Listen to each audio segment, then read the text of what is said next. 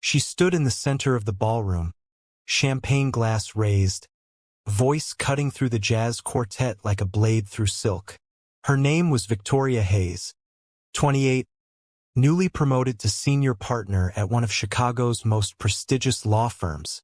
The gala was in her honor.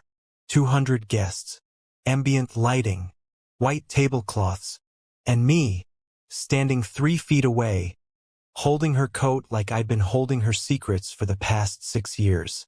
"I need to be honest," she said, not to me but to the circle of colleagues surrounding us. Her eyes were bright, confident, almost rehearsed. "Marriage isn't in my future.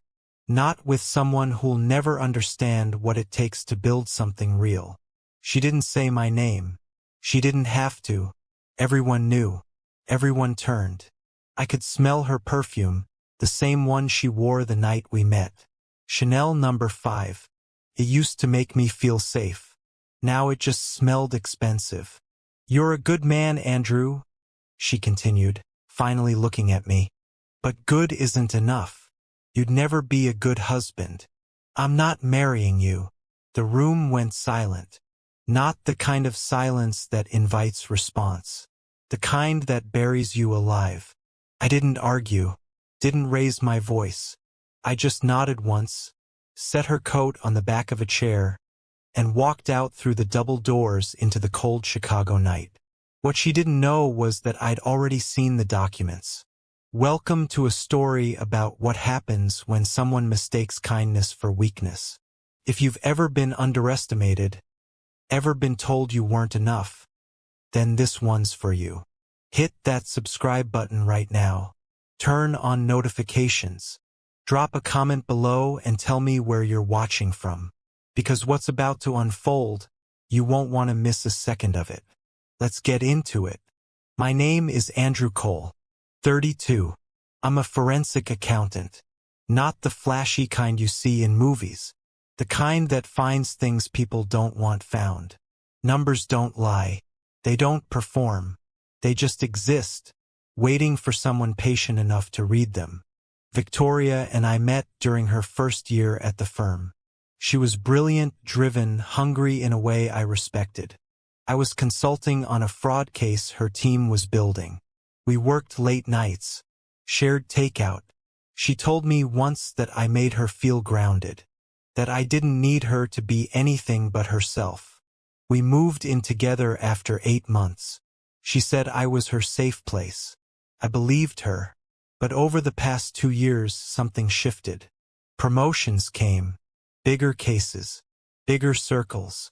I started noticing the way she'd edit me out of stories when talking to her colleagues, how she'd introduce me as a friend at events, then correct herself only when someone asked directly. Small things, calculated things. Then 3 weeks ago, I was cleaning out our shared office space at home and found a folder tucked behind her filing cabinet. It was labeled estate planning.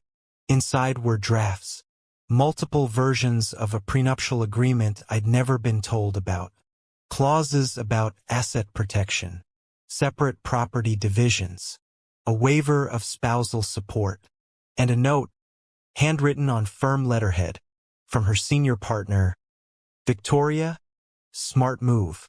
Protect what you've built. He's a liability long-term." I didn't confront her. I made copies. Then I kept working. Victoria's firm, Harwell and Stokes, was one of those old money institutions that prided themselves on discretion and legacy. What most people didn't know was that I'd been contracted by their internal compliance department 4 months earlier to audit a series of client trust accounts. Routine work, boring on the surface, but I'm very good at my job. And I'd found discrepancies, small ones at first. Funds moving between accounts in odd patterns, transactions that didn't match billing records. Then I found the shell company. It was registered in Delaware under a generic name, but the ownership trail led back to 3 senior partners, including the one who'd written Victoria that note. They'd been skimming client settlement funds for over 2 years, roughly $4.3 million, funneled through fake litigation expenses and redirected into private accounts. I compiled everything, documented it, sent my preliminary report to the compliance director, a man named Richard Osborne who I'd known from a previous case. He was ethical, thorough, and he owed me. Richard told me the firm's board was scheduling an emergency meeting to address my findings. It was set for Monday, April 10th, 4 days after Victoria's gala. The same gala where she told 200 people I wasn't worth marrying. I spent the weekend in my brother's apartment in Evanston. He's a high school history teacher, divorced, cynical but loyal. He didn't ask many questions when I showed up with a duffel bag. Just handed me a beer and turned on a basketball game.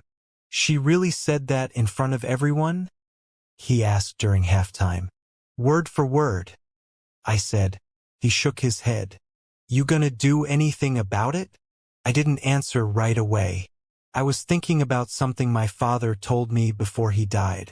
He was a CPA, quiet guy, spent 40 years cleaning up other people's messes. He said the most powerful thing you can do in a fight is wait. Let your opponent think they've won. Let them get comfortable. Then show them the math. "I'm going to let the truth do the work," I finally said. My brother nodded. "That's cold, man." "It's accurate." Monday morning arrived with rain and fog, the kind of weather that makes Chicago feel like it's holding its breath. I put on a suit, navy blue, white shirt, no tie. I wasn't going to the board meeting. I didn't need to. Richard had already submitted my full report, along with forensic evidence that would hold up in any courtroom. But I did go to the firm. I walked into the lobby at 9:15, took the elevator to the 10th floor, and sat in the waiting area outside the main conference room. Victoria walked past me twice. The first time, she didn't notice. The second time, she stopped. "Andrew," she looked surprised, almost concerned. "What are you doing here?" "Waiting," I said, her brow furrowed. "For what?" "You'll see." She stared at me for a moment, then glanced toward the conference room.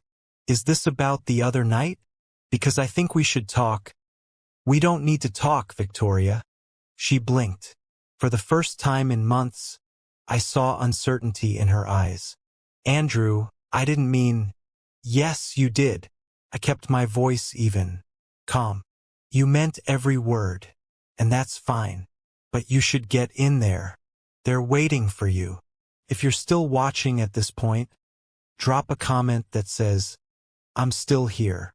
Let's see who's truly following this shocking story." The meeting lasted 90 minutes. I didn't go inside, but Richard filled me in later.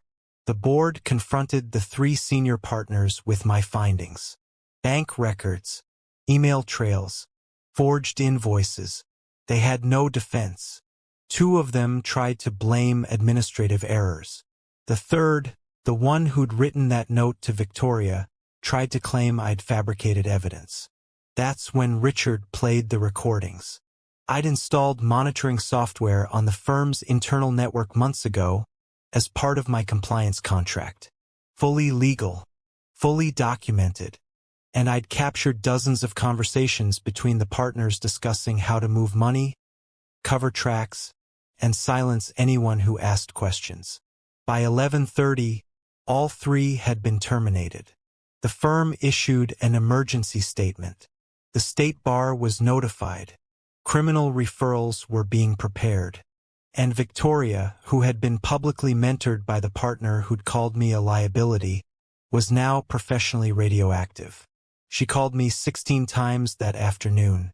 I didn't answer. Then she showed up at my brother's apartment just after 7. I was sitting on the couch, reading a book about the history of the Chicago Board of Trade. My brother opened the door. "She's here," he said. I nodded. "Let her in." Victoria looked different. Her hair was pulled back. No makeup. She was wearing jeans and a sweatshirt. I don't think I'd ever seen her in jeans. "Andrew, please," she said as soon as she stepped inside. We need to talk. Okay. I set the book down. Didn't stand up. She sat across from me, hands folded. Did you know? She asked. About the partners? Yes. For how long? For months. She closed her eyes. And you didn't tell me. You didn't ask. And honestly, Victoria, I don't think you would have cared. You were too busy planning how to protect yourself from me.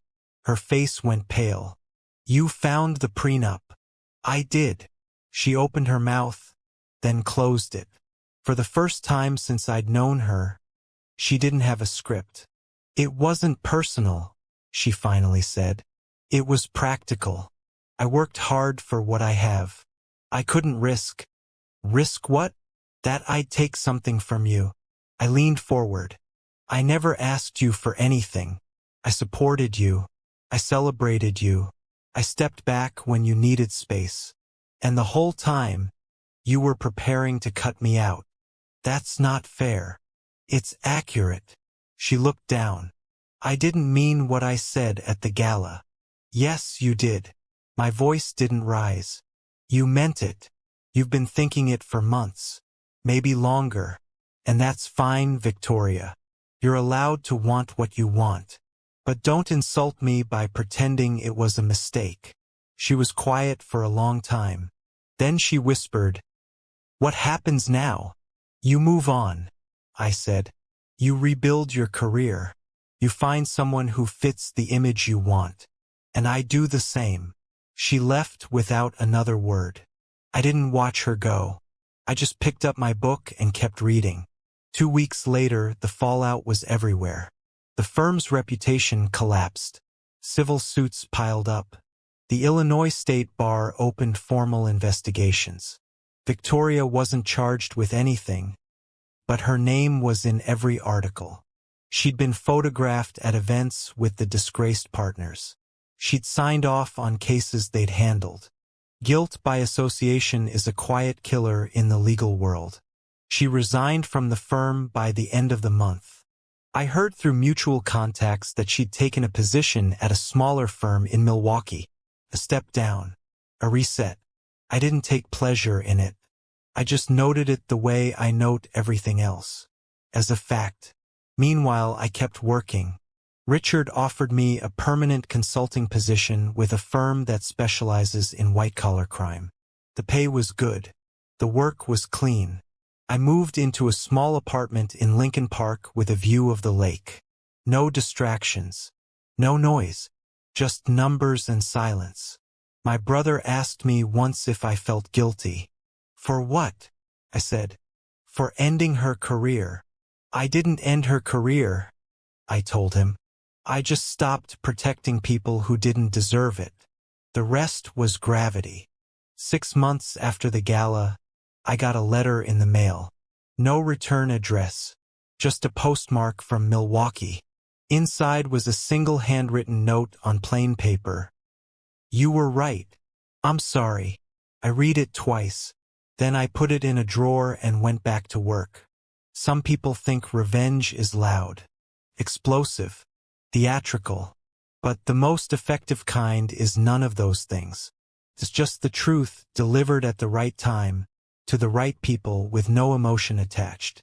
Victoria thought I was small, forgettable, safe.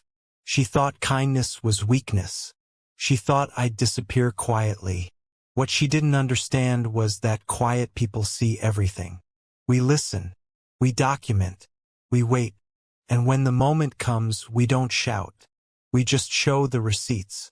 That's not revenge. That's just math. If this story made you feel something, do me a favor. Hit that like button. Drop a comment and tell me what you would have done in Andrew's position. And if you haven't already, subscribe and turn on notifications, because there are more stories like this coming. Stories about people who were underestimated and came out on top. Stories about patience, strategy, and the kind of justice that doesn't need to be loud to be devastating. Thanks for watching. I'll see you in the next one.